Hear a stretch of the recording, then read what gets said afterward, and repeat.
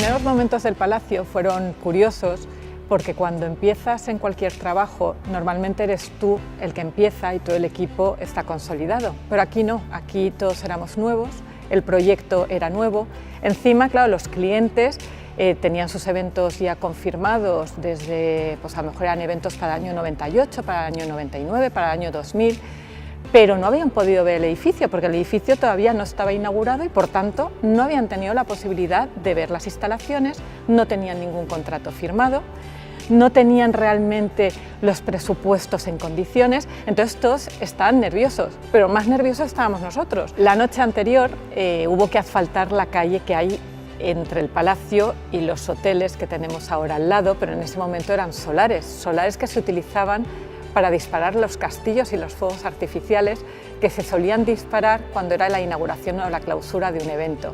Luego la rotonda que tenemos ahora tan bonita con una fuente, pues también la noche anterior se había hecho pues una especie de rotonda y se puso un spray verde para simular que era césped, ¿vale? Y todo esto era para vestir un poco este espacio, porque esto realmente era un edificio sobre una huerta, ¿no? Y no había nada alrededor, pero nada es nada. Pero esos inicios no los olvidaremos fácilmente los que seguimos.